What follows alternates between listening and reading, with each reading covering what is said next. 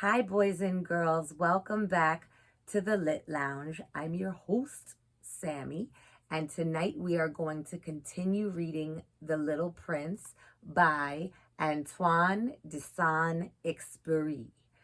I did my research, and that is the best that I am going to pronounce it, de Saint-Exupéry. And I did pretty good last night without having done my research. So anyway, written and illustrated by Antoine de Saint-Exupéry, The Little Prince. We read 3 chapters, and we're going to continue reading tonight.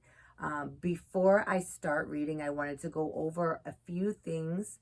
Not only I want to recap or summarize what we read last night so that we don't forget anything. As we continue reading, we can make connections between what we already read and then what we'll continue reading. But I also wanted to jog our memories on some of the literacy skills that we've gone over so far in previous videos.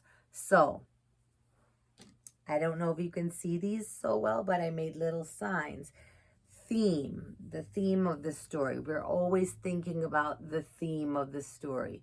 What is this story about? Now, then we talked about moral versus theme. They're almost the same, but they're not the same.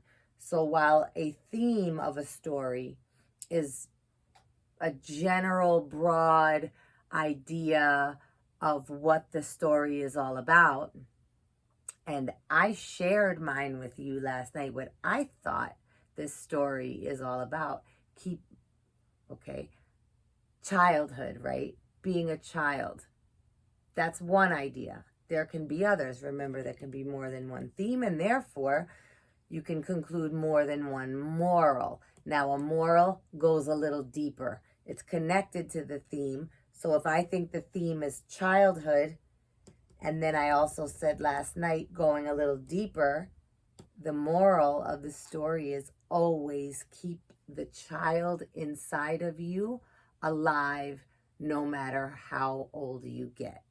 Now, let's recap and try and understand why I think this, if you didn't share the same thoughts as me. So we learn about a little boy who is narrating the story as an adult. He's an adult now, and he's recalling a time when he was 6 years old and read a nonfiction book. Okay, remember, fiction versus nonfiction. Nonfiction is real information, true stories, informational text, factual stuff. Fiction is opposite. It's made up. What we're reading here is a fictional story. But in this fictional story, our character, whose name we don't know yet, is explaining that when he was 6, he was reading a nonfiction book about a forest and a boa constrictor, which is a big, long snake, and how boa constrictors eat. They consume their prey whole. A boa constrictor will choke an animal, a big animal, like much bigger than the snake itself. You'd be surprised if you've never seen any pictures. I suggest look them up if you're interested in nature. It's pretty fascinating. But they'll choke the animal, squeeze really tightly, choke it until it dies, and then swallow it whole. So he was fascinated by this, and he drew a picture. And his picture looked like this. Now, there aren't a lot of pictures in this story like many of the other books we've read and will continue to read. However, the few pictures that there are in this story are very, very important to understanding it. So, here is his picture of a boa constrictor who has swallowed an elephant whole. Now, he shared his picture with the adults in his life, and the adults in his life did not see what he intended them to see. They saw a hat. Now, if I'm being honest, if a little kid came up and asked me, "What do you think I drew here?" I might say a hat too. But being the person that I am, with the child still very much alive in me, which is why I work with children. I love children. They're so much cooler than adults. I would ask, it looks like a hat. Is that a hat? Well, what is it? And then when they explain to me that it's a boa constrictor with an elephant inside of it, I can totally see it. I can totally see it, especially this second illustration when he really wanted the adults to have a second chance at seeing what he saw. He drew the inside of the boa constrictor so you could see the elephant inside his belly. Now you can definitely see it. But even with this one, as long as it's explained, you can see it. But the adults around him didn't think he was a very good illustrator. They didn't like his idea. They didn't like his idea of a boa constrictor being illustrated in this way. And they told him that he wasn't a good artist. And they said that he should focus on more practical things, more sensible things, arithmetic, math, reading, geography, studying the globe, things that would be more valuable in their adult opinions. Now, this broke the kid's heart. He said he was disheartened. That's the word he used. Now, I wanted to point something else out to you, a literacy skill. When you're reading and you don't know a word, you see what I did with that word? Because I figured it might be a word that you weren't familiar with. I put a little box around it.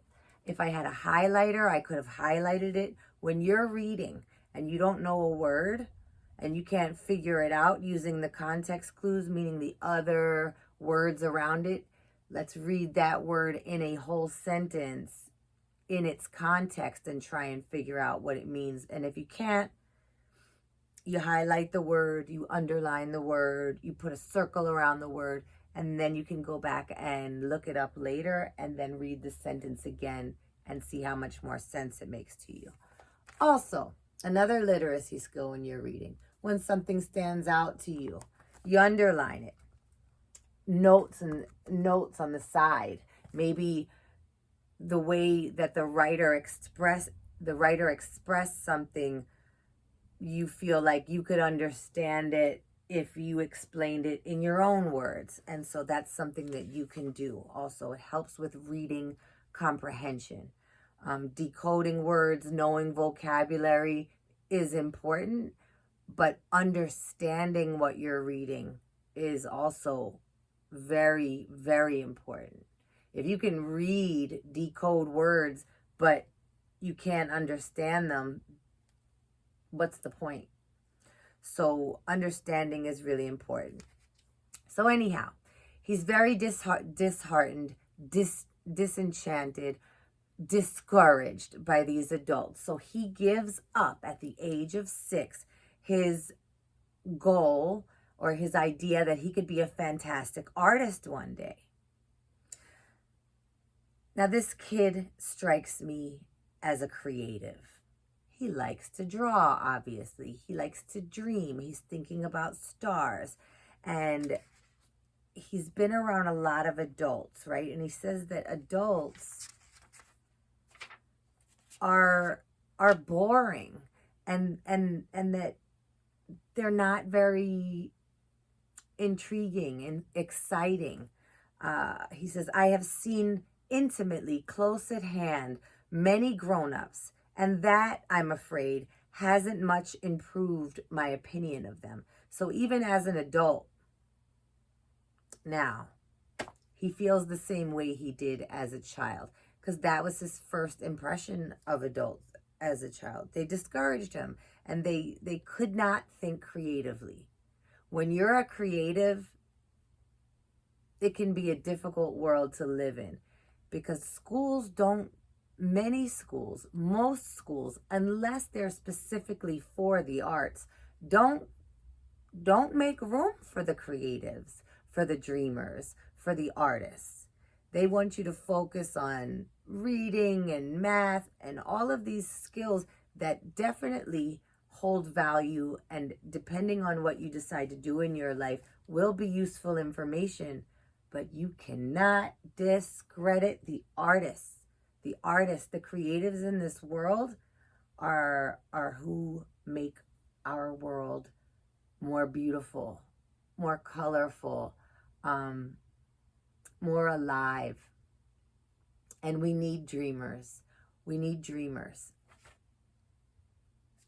And so as we continue reading on that note, as an adult, he went on with a career as an airplane pilot, and he crashes in the Sahara Desert, and he's far away from any human civilization in the desert. He's thirsty, and he goes to sleep, and he wakes up to the sound of a voice, and when he opens his eyes and looks, it's a little boy. And this little boy doesn't look lost. He says, "Now I stared at this sudden apparition." There's another word that I circled because I thought that's probably a word that you might not know. An apparition is a ghost, is like a ghost or an illusion almost. And if you think desert, an illusion. When you're in the desert and you're thirsty and it's hot, a lot of people say you start hallucinating, meaning you start seeing things that aren't really there. But as far as your eyes are concerned, it is there. And here he sees this apparition with my eyes fairly starting out of my head in astonishment. Now, I had to underline that. And if you remember me reading last night, I struggled with that line. I had to read it twice because it's not the way I would have expressed things. So I underlined it to make sure I understood and then can explain it in my own words. If I can explain it in my own words, then that means I understand it. Now I stared at this sudden apparition with my eyes fairly starting out of my head in astonishment. Okay, his eyes were bulging out of his head. I stared at this apparition, eyes wide open in astonishment. That makes sense. That's how I would express that. So now I understand what the writer meant. Astonishment means you're completely shocked and wowed. What is this, right? So he sees this little boy, and not only is this little boy just in the desert where there's no other humans, he doesn't look like he's hungry or lost. If you imagine a little boy being lost in the desert, you probably see them kind of dirty, they're scared, they look hungry, they're thirsty, they're crying, they're looking for their mommy and daddy. But no, the way he drew the little boy, as he calls the little prince, the other main character of this story. So we have two main characters here. One whose name we don't know yet. We just know that he was once a little boy with a dream of being an artist who was discouraged by adults because they could not see his art the right way, became a pilot, felt alone in the world because nobody really understood him. And here, the second main character, the little prince. Apparition. Do we think that this man is in the desert hallucinating, or is he really seeing this kid? And most importantly, and this is something maybe to think about later on in the book, does it even matter? So the little boy asks him to draw a sheep, and he's like, "Nope, man, I'm not drawing you anything because I'm not a good artist." And the little boy says, "It doesn't matter that you can't draw or you think you can't draw. Just draw me a sheep. Do it. Just do it." And so finally, the guy says, "You know what? I'll draw you something the only thing I know how to draw." And he draws his boa constrictor with the elephant inside. And to his surprise, he was quite astounded. Oh my gosh. blown away to hear the little fellow greet my hat-like picture with, "No, no, no, I don't want an elephant inside a boa constrictor." Finally, somebody saw what he saw, the moment he's been waiting for all his life. Now, what's the difference between all the other people and this person? One is a little boy, while all the rest of the people he mentioned were adults. Which says to me, children have better imaginations than adults do in general. There are some adults with good imaginations, but little kids, you little boys and girls out there, have great imaginations, and I hope that you are using them as much as you possibly can. So anyway, he says, "Draw me a sheep." So the guy does his best to draw a sheep. Now, if you told me to draw a sheep and I drew that, would you think it looked like a sheep? I'd feel good about my drawing, and I think it looks like a sheep, but the little boy was not happy. And then the man, now this is where it gets interesting. This man that is so disappointed with adults is also an adult himself and is not realizing that he is acting like an adult, the kind of adults that he doesn't like, and treating the little prince the way that adults treated him. He became annoyed with this little boy not being satisfied with his pictures. And so what he did was draw a box, and he explained, "That is only the box. The sheep you asked for is inside."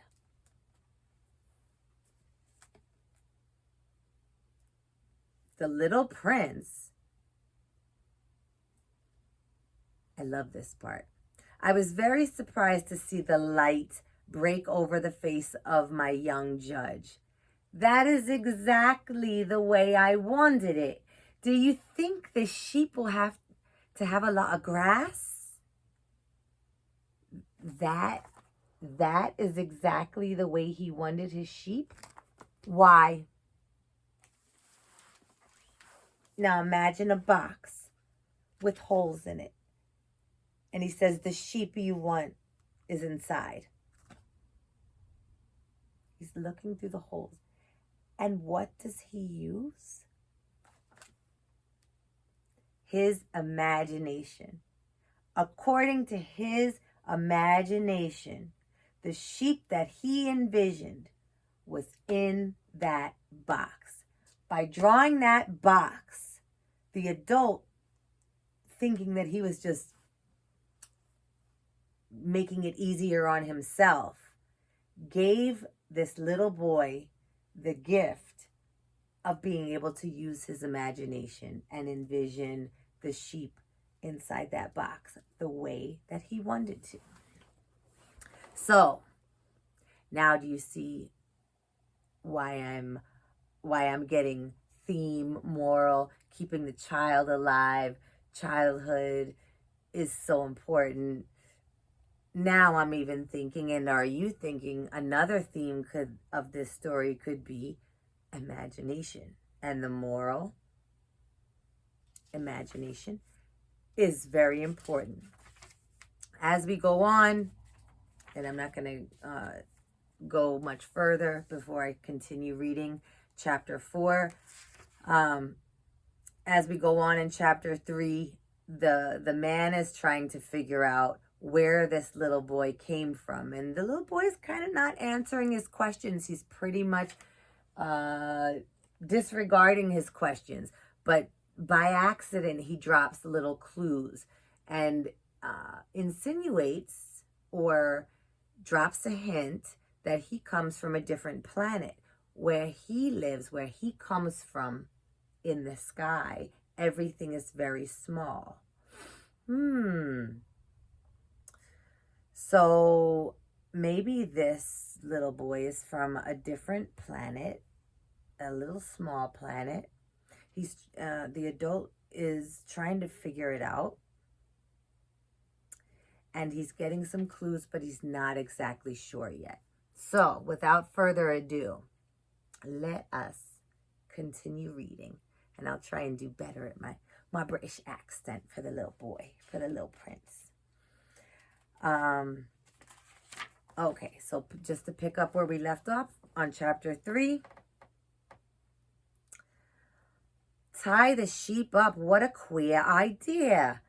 But if you do not tie him up, he will wander off somewhere and get lost. My friend then broke into another peal of laughter again. But where do you think he would go? Anywhere, straight ahead of him. The little prince then said gravely, when I think of gravely, grave. A grave is kind of a dark place to think about. So, serious, sad. The little prince then said gravely, that doesn't matter. Everything is so small where I live. And perhaps with a little hint of sadness, he added, straight ahead of him. He cannot go very far. Seems like this little prince is looking for something bigger. So let's see what happens. Chapter 4. I had thus learned a second fact of great importance. This was that the planet the little prince came from was scarcely larger than a house. But that did not really surprise me much. I knew very well that in addition to the great planets such as Earth, Jupiter, Mars, and Venus, which have been given names, there are also hundreds of others which are often so small that it is difficult to see them through a telescope. When an astronomer discovers one of these, he does not give it a name, but only a number. He might call it, for example, asteroid 325. Giving such a number to the newly discovered planet or an asteroid makes it very easy for the grown-ups to accept the fact. I have serious reason to believe that the planet from which the little prince came is the asteroid known as B612. This asteroid is so small that it cannot be seen with a naked eye. That is why it has been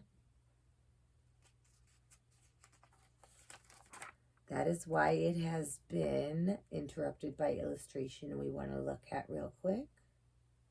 The small little planet or asteroid B16. That is why it has,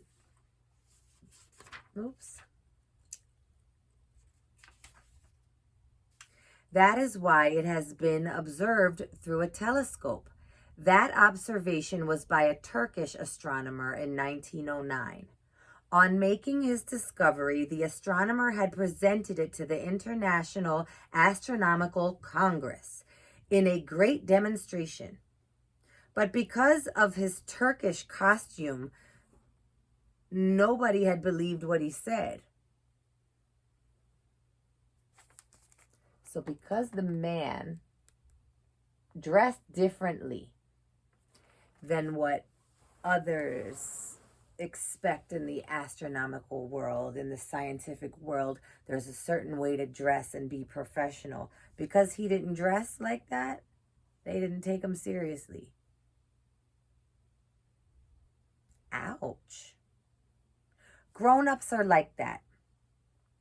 Fortunately, however, for the reputation of asteroid B612, a Turkish dictator made a law that his subjects, under pain of death, should change to European costume.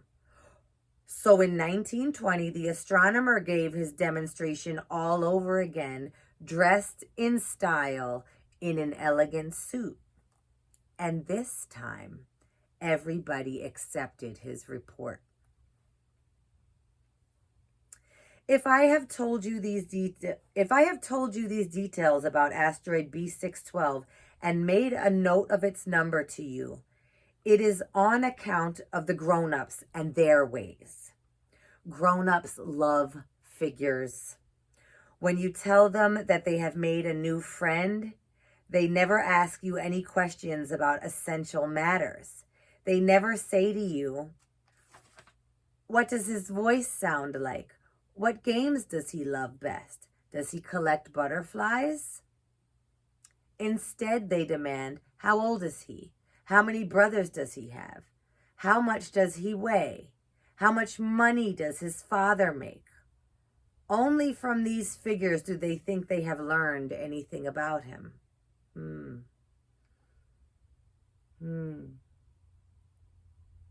Think about the difference in those questions. Which ones do you think you could learn more from? What does his voice sound like? What games does he love? Does he collect butterflies? Or can you learn more about a person by asking, how old is he? How many brothers does he have? How much does he weigh? How much money does his father make?